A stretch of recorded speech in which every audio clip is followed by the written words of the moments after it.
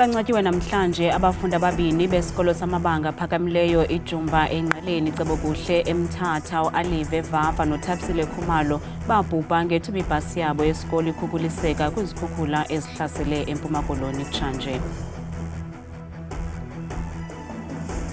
Umcuphi ophambili kwityala likaSenzo Meyiwa uBrigadier Bongani Gininda uxelele inkundla ephakamileyo yasePitoli namhlanje ngethuba enika ubungqina ukuba ulongwe ethwala kangomrhanelwa kweli tyala.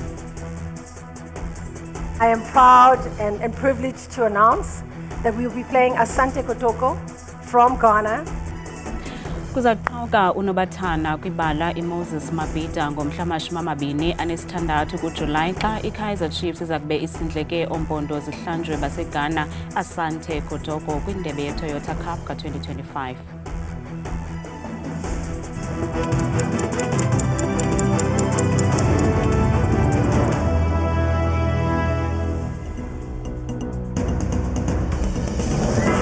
Sinamkele kwindaba zethu ndambe ndodwa ndamba nophumza siphumba noyitoliki yolwimi lwezandla Botani Msontsonto. Bancwatyuwe abafundi ababini besikolo samabanga aphakamileyo iJumba namhlanje eNgqeleni kude kufuphi naseMthatha uAlive Vava noThabisile Khumalo babhubha ngethuba ibhasi yabo yesikolo ikhukhuliseka kwiimpuphuma ezathwaxa ngamandla eMpuma Koloni ebutsheni benyanga. Ngabantu abangama-31 kubantu abathe kratya kwikhulu ababekwe kumakhaya okugqibela nabasweleka kwizikhukhula ezathwaxa kanobomi iphondo laseMpuma Koloni ngakumbi eMthatha ebutsheni bale nyanga. Umfundi uAlive Vava uchazwe njengentwazana ebisithanda isikolo, ithobekile, inembeko, kambe ichubekile nasengqondweni. Siyamazi uAlive Phayibholotho ebengumntana omncinci. Apha ke kule mpilo apha phantsi kwenwele ubeyiphile, ubekleva uAlive, futhi engazukuyeka engakhange akubuza okanye engakhange afune ukuyiqonda into angayivanga. uAlive ndiyamazi sikhule sonke esifunda sonke esikolweni Bholotho. uAlive bengumntwana onembeko, ebahlonipha abanye abantu. uAlive bekuthanda ukuhlala nabanye abantu, ebathanda kwaye abantu. Ndizothanda ukubulela uThixo ngokuba endiphe itshomi efana noAlive. Singu-grade 10A silahlekelwe kakhulu kuba uAlive ebengumntu ebenobubele kakhulu, encokolisa wonke umntu eklasini. Kusenjalo umama wenye intwazana ebekwe kwikhaya layo lokuphumla nayo uThabisile Khumalo obeneminyaka eli-17 uthi umntwana wakhe bezolile yaye esithanda isikolo. uThabisile bengumntana quiet, othanda nje ukudlala, othanda ukonwaba. Xa ndimjongile nje ibingumntana othanda abantu, ongayithandiyo into embi. Eyithanda ke futhi incawe kakhulu, nesikolo besithanda. Ukwathe benethemba lokukhululwa nguye kumakhamandela entsokolo abaphila phantsi kwayo njengosapho. Owesebe lolawulo ngentsebenziswano eMpuma Koloni uZolile Williams uthi ubalelwa kwi-5.1 billion zeerandi umonakalo odalwe zizikhukhula zakutshanje kweli phondo. Williams uthi ukhona umhlaba nolungiselelwe amaxhoba ezikhukhula kumasipala waseMnquma nalapho kuza kwakhiwa izindlu zethutyana ezingaphaya kwe-1,000, ukanti nakumasipala iKing Sabatha Dalindyebo ukhona umhlaba oseluboniwe. Nanjengoko kulindeleke umsinga obandayo ugubungele iphondo liphela, iphondo lisachacha ngenxa yezikhukhula zamvanje ezize zatshabalalisa indawo yaseMthatha naseGcuwa zezadlula nemiphefumlo eli-101. Urhulumente weli phondo uthi sele ufumanekile umhlaba apho amaxhoba aza kufuduselwa khona. Currently, land has been identified in Mnquma for approximately 1,100 temporary residential units, while in the King Sabatha Dalindyebo municipality, land has been identified and we await a council resolution on the matter. It is important to note that an important element of this work is social facilitation, as some families will have to move away from the areas they previously resided in. abo baxhwarhe kwiindawo zethutyana kulindeleke ukuba bagcinwe kuzo kangangeentsuku ezingama-30 nanjengoko isebe lisithi liqukumbela uthethathethwano nabanini bomhlaba. In terms of the disaster phases, are expected to stay in temporary shelters for 30 days whilst we're working on resettlement. Inani labantu ababhubhileyo kulindeleke ukuba linyuke nanjengoko iphulo lokukhangela kunye nokuhlangula lisaqhuba ukanti kulindeleke kungcwatywe imizimba engama-31 kwezi ntsuku zilandelayo. Processes are still ongoing to identify the remaining 7 bodies. Unfortunately, due to the passage of time, DNA tests may be required to positively identify bodies found decomposed, thus implying that it may take longer to identify the deceased. Williams uqukumbele ngelithi umonakalo odalwe zezi zikhukhula uqikelelwa kwi-5.1 billion yeerandi. Kulibaphathiswa yaKwaZulu-Natal uMnumzana Thami Ntuli uthi batsala nzima ukufumana imvume enkxaso-mali ukunceda amaxhoba nangaphaya kwama-700 naphulukene namakhaya awo ngenxa yemozulu embi yakutshanje nethe yagubungela elaphondo. uNtuli uthi okwangoku ihamba ngonyawo lonwabi inkqubo yokwakhela amaxhoba izindlu njengoko besalindelele imvume enkxaso-mali kurhulumente kazwelonke, kodwa nangona kunjalo ukhona umhlaba olungiselelwe ukwakhela amaxhoba ngoDisemba wonyaka ozayo. Namhlanje inkulu baphathiswa ephondo laKwaZulu-Natal uMnumzana Thami Ntuli unika ingxelo mayelana nenkqubela phambili yokwakhela amaxhoba amkelwa ngamakhaya kwimvula ezimandla ezenzeke kweli phondo phakathi konyaka u-2022 no-2025. In terms of receiving permanent shelters, I am quite aware that the challenge you are faced with as government is that the disaster fund is at a national level, wherein as a province you will need to apply first before then they approve, and then you are able to provide permanent shelters to the people that were affected by the disaster. uMnumzana Ntuli uthi eMgungundlovu zikhona izindlu esele zigqityiwe kwaye abo baselungelweni baza kuzifumana kwinyanga ezayo. eMgungundlovu zikhona ezinye esezakhiwe esezisesigabeni sokufulelwa okufanele ngoJuly nakhona bangene abanye abayizisulu. Kodwa ke okuthobisayo nje ukuthi lapha babekwe endaweni esingcono manje abahlezi kuyona indawo efudumele. Zintsapho ezingaphaya kwama-700 ezisalinde ukwakhela izindlu ngurhulumente waKwaZulu-Natal. Ibanjiwe inhloko yezobunhlola kwicandelo lesipolisa uNjengele Dumisani Khumalo. Ngokwengxelo yeNews 24 uKhumalo ubanjwe ngethuba kwisikhululo senqwelomoya sehlabathi OR Tambo izolo phambi kokuba antingele phesheya. Lo kaKhumalo ubandakanywa kuphando oluqhubayo lokunyulwa kwamagosa aphezulu kwicandelo lesipolisa ngokungekho semthethweni. Inkundla ephakamileyo yasePitoli namhlanje ive ukuba uLongwe Thwala kangomrhanelwa kwityala lokubulawa kukaSenzo Meyiwa okukudizwe ngethuba umcupho phambili kweli tyala uBrigadier Bongani Gininda ephekwa ngemibuzo kwaye enika ubungqina ngomfanekiso wengxowa yemali eyafunyanwa kwiifowuni zikaThwala, uKelly Khumalo kunye nomthobisi Mncube. Ngokwengxelo yegqwetha lomkhuseli ongasekhoyo uThulani Mngomezulu kutyholwa ukuba uThwala wadubuleka eqatheni ngethuba exabana noMeyiwa. Nangona kunjalo uGininda uthi abukho ubungqina bokuba uThwala wonzakala njengoko kutyholwa. Umcuphi ophambili kwityala lokubulawa kukaSenzo Meyiwa uwakhabile amabango abandakanya uLongwe Thwala ekubulaweni kowayesakuba ngukapteni weBafana Bafana.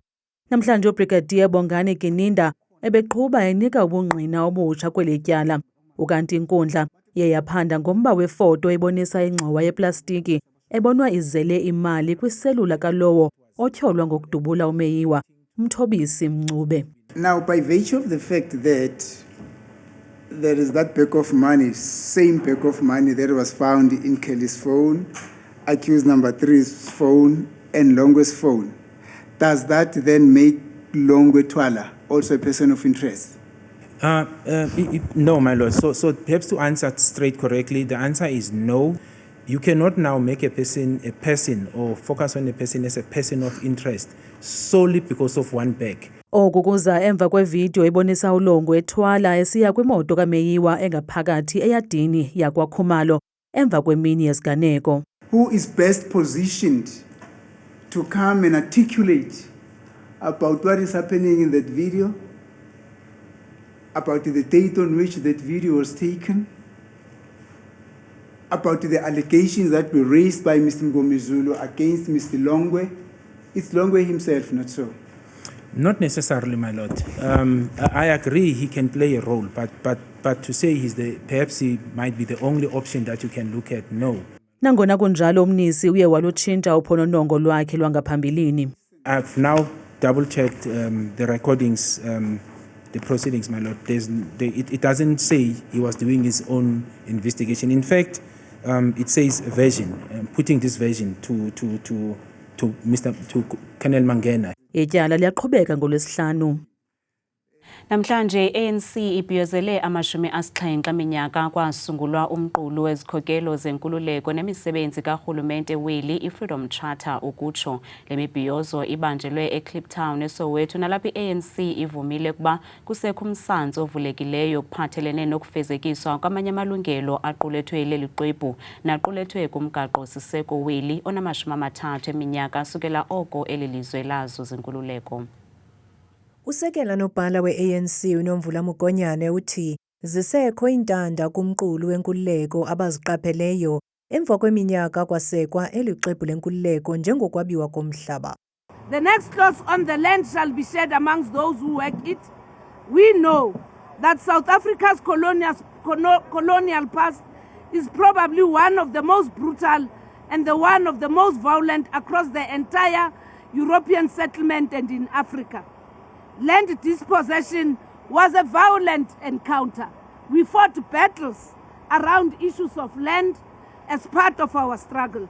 Today, the preamble of the 1996 Constitution recognizes the imperative need to heal the wounds of the past through redress. Noku kunjalo kaMugonyane uhlabele mgama esithi iyabonakala indima lombutho we-ANC oyihambileyo kwizinto ezibhalwe kumgaqo-siseko weli. Over the 3 decades of democracy, we have also made sure that unlike when we came into power, where we have a judiciary that was comprised of 165 judges, 160 of them being white males, 3 black men and 2 white women, that given that past where there was not a single black woman judge in 1994, today we can proudly say in the highest court of the land, we have a woman presiding over the Constitutional Court. Kambe ukhwebe abemi beli ukuba basebenzisane nohulumente kwilinge lokuzuza ngokupheleleyo inkululeko yezepolitiki kwanaleyo yezoqoqosho. Emva koqhankqalazo lwayizolo nobelukhatshwa ziziganeko zodushe kwilizwe laseKenya, namhlanje osomashishini eNairobi bebebala ilahleko njengoko abaqhankqalazi baye bazitapela kwiivenkile zabo sebaphinda bazitshisa. Abasomashishini baxhelekile kakhulu emphefumlweni kwaye baqikelele ilahleko yabo balelwa kumawaka edola. Sele kugqithe usuku emva koqhankqalazo oluqhambuke eKenya izolo ukanti ngabantu abaqikelelwa kwisibhozo abathe basutywa kukufa ze abayi-400 bashiyeka bezingxwelerha. Osomashishini bashiyeka bonakalelwe ngamandla. All my problem is no job for now. No job for now. Look, everything is the ban. Yeah? So please, government, try talking of the agency. We feared our shops might be broken or your safety also. So we decided not to come yesterday. So we never came yesterday.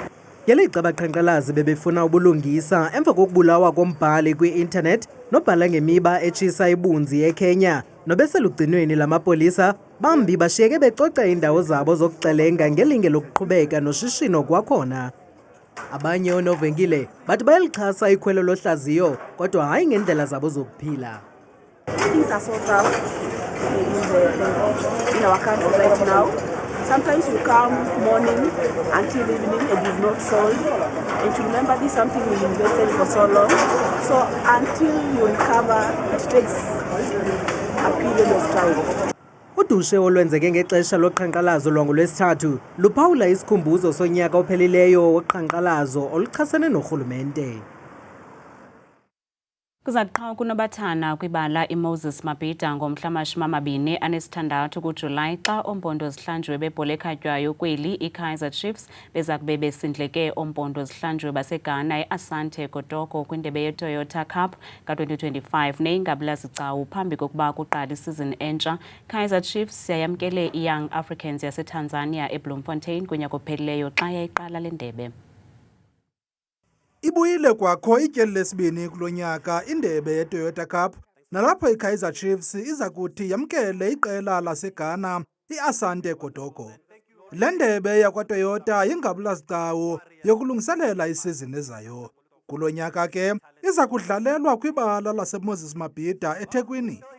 I am proud and privileged to announce that we will be playing Asante Kotoko from Ghana, a team that we as Kaizer Chiefs have had a relationship with. We played them in the Vodacom Challenge many years ago. Ukanti usihlalo weAsante Kotoko uthi iqela lakhe liziva liwongekile ukuthabatha inxaxheba kule ndebe yakwaToyota neKaizer Chiefs. It's a good game for our pre-season. We were third on the league of our professional league, and we've doing some new signings to up the game. Amaqala eKaizer Chiefs namaqala eZulu Kingdom ngawo aza kuvuthulula umbethe atshayelele lo mdlalo. Ukanti amatikiti alo mdlalo aqalile ukuthengiswa namhlanje nge-R80 lilinye. Nantsi moZulu noThabile Makhaphela.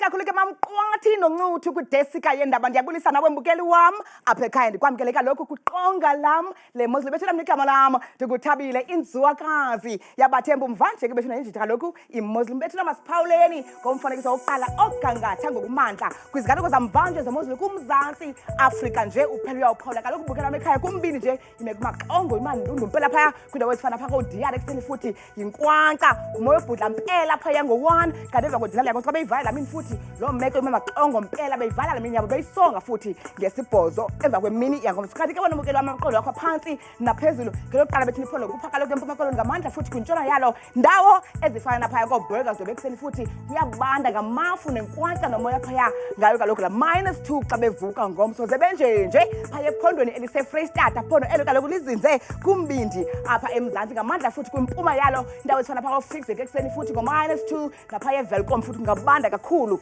ngo-. Wanibukela ekhaya amaqondo phansi naphezulu phaya ephondweni lasentshona koloni ngomso futhi ngamandla kumazantsi ubuseGeorge kwasekuseni futhi ngo-8 degrees qaba ngamafu mpela phaya ko-Oudtshoorn xa bevuka futhi ekuseni ngaye kaloku mbukeli wam la 4 degrees bethuna ncembe nam ngokubanzi phaya ephondweni laseNorthern Cape ngomso ngamandla futhi kwintshona naba yonke nje lapho phaa ko-Alexandra Bay ekuseni futhi amafu kwempela phaya ngo-7 degrees nango-17 ngomso xa bezalwa. Nibukela ekhaya amaqondo wakho futhi emozulu phaya ephondweni Northwest futhi mbukela ekhaya phaa kumbindi koMahikeng ekuseni ngo-1 naphaa kumantla Rustenburg naphaa futhi neziphaluka zonke bevuswa emva kwendlala futhi ngelashumi kaloku likhatshwa sihlala bethe imozulu phaya ephondweni eliserhawutini apho thina sikhoyo ngalo mzuzu amazantsi walo futhi Carltonville ekuseni bevuswa liqanda naphaa kwimpuma futhi eSprings Soweto Thembisa kusabanda mpela nomoya umango uyabhudla ngayele futhi kwakhona elaqanda. Bukela ekhaya masinyukeni ngokubanzi phaya ephondweni eliseLimpopo ngamandla futhi amazantsi walo bilabile ekuseni qaba ngamafu ngo-13 degrees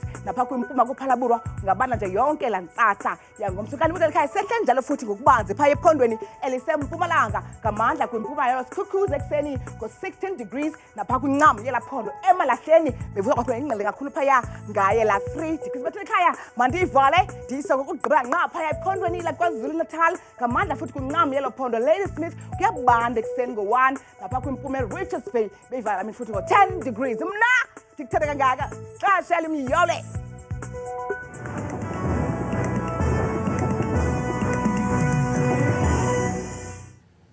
Kanti ungawafumana la manqaku namanye kwiqonga lethu le-YouTube nelithi Indaba Zethu 163 ngomso. Oogxa bethu baza kuziphaka zishushu izindaba ngolwimi lwesiZulu. Kamnandi mawethu.